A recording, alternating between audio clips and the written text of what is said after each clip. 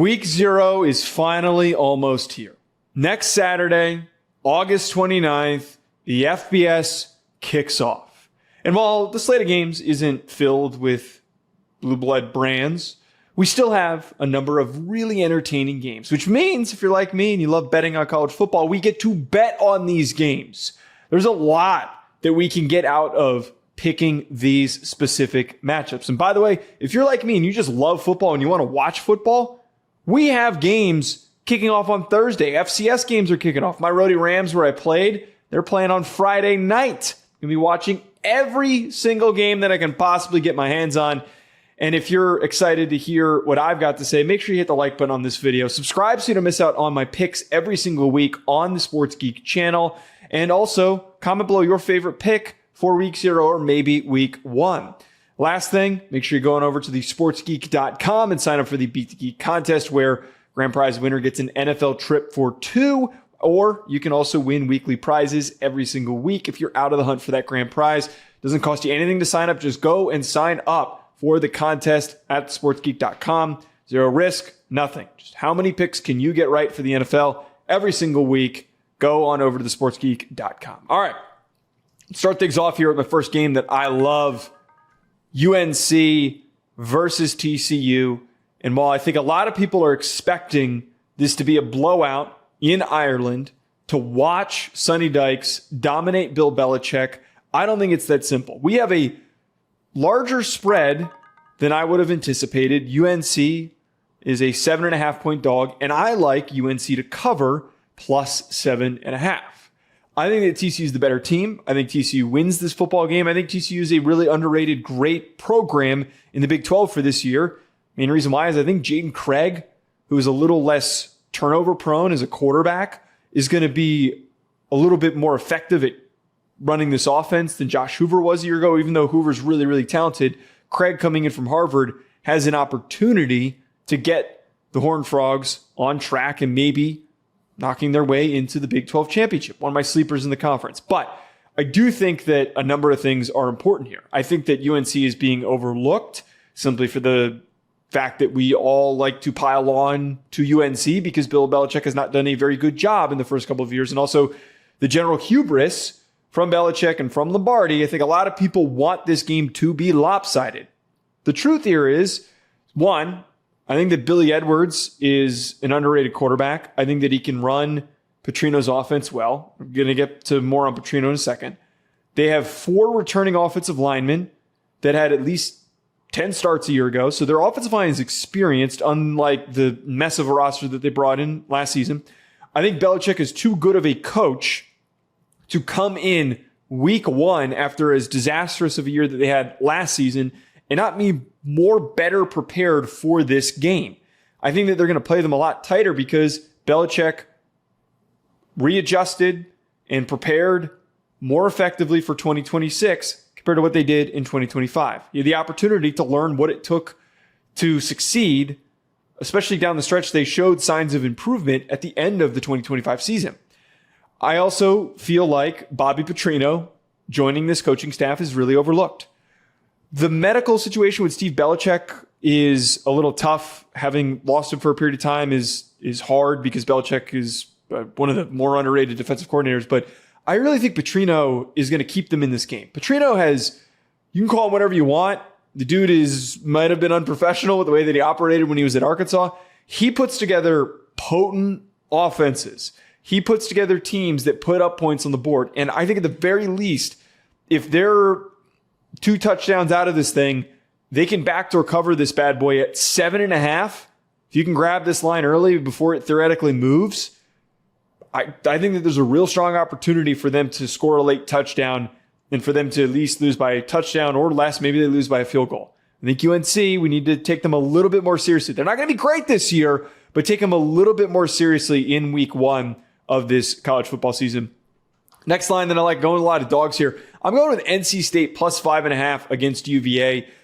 I think UVA is one of the top programs in the ACC this upcoming year for a reason. Tony Elliott has turned this team around. The way that he did it was with a lot of transfer portal kids last year, but they're doing the same thing again. And one thing that we've learned in college football, doing the transfer portal thing year over year is volatile. It does not produce consistency. So while I think UVA is going to be good, 30 portal arrivals it's a lot of new players. They only have 16 guys returning that saw 200 plus snaps a season ago. So there is a lot of experience that's coming from the portal. We're banking a lot on them gelling early on. I just think that when you've got an ACC matchup like this and you've got a quarterback as physically talented as CJ Bailey, I am going to give NC State and CJ Bailey the benefit of the doubt to stay competitive and to stay tight here. I think that Dave Doran has always been a really good coach, and even the past couple of years when they've been just keep getting gutted by the portal, well, they're not really good enough to compete with when they go toe-to-toe with Notre Dame.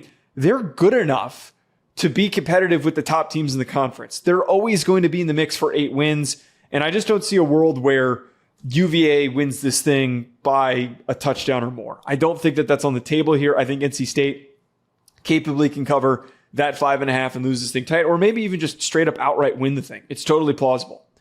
Next pick, I have been pushing this, and I'm either going to look like a complete dummy or I'm going to look like a genius. A lot of these G6 football fans, man, they just want to tell you that North Dakota State's not ready. They just want to keep telling you that the Bison are not prepared for what is coming up for them, making the transition from FCS to FBS. And the thing I keep saying is I don't think the G6 knows what they're getting themselves into.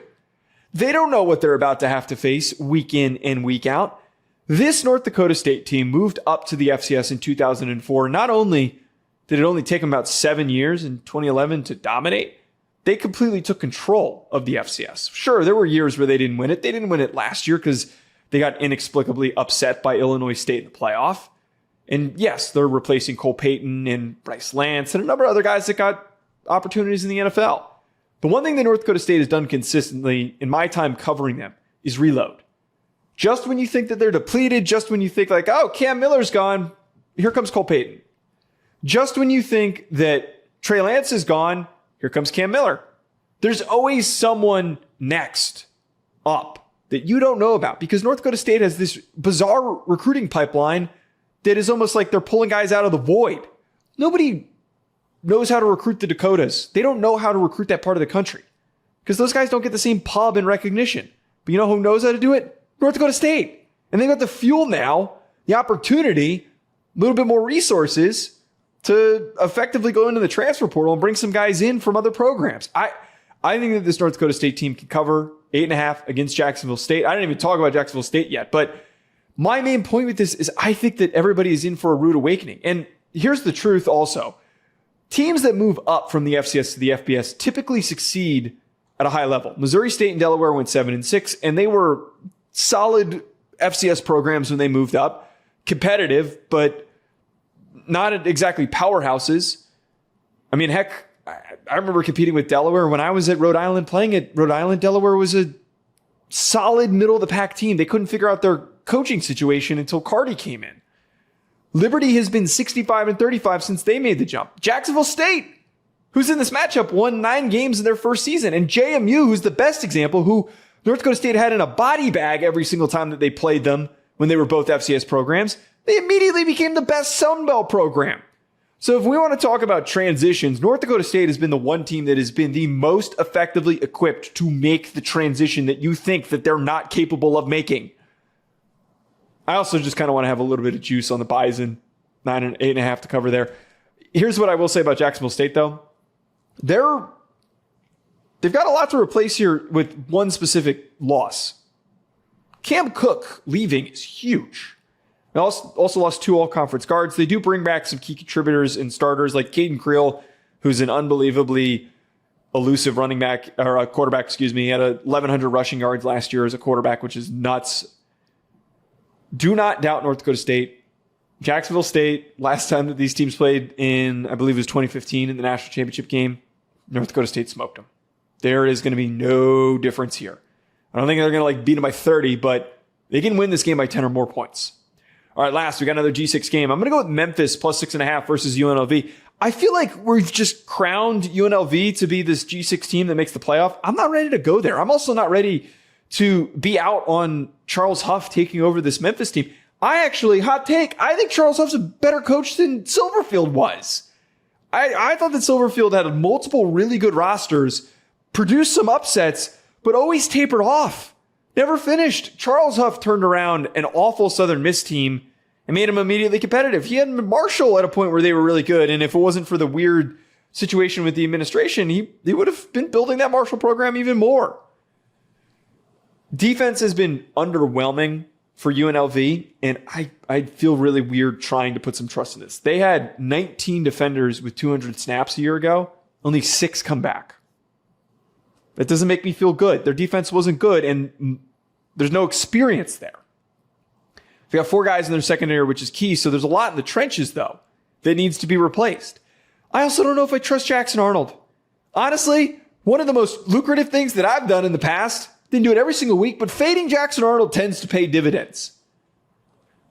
Fading Jackson Arnold tends to pay. I get that the offense has been pretty explosive and Mullen has been a resurrection opportunity of sorts, but I got to see Jackson Arnold prove it before I consider them to be a touchdown favorite, 6.5 point favorite. I'm not doing it. Charles Huff, I mentioned, I really love him. I hope it's Aaron Nolan at quarterback. I believe right now he's still in competition. I don't think it's been announced just yet, but I believe he's trending towards winning this.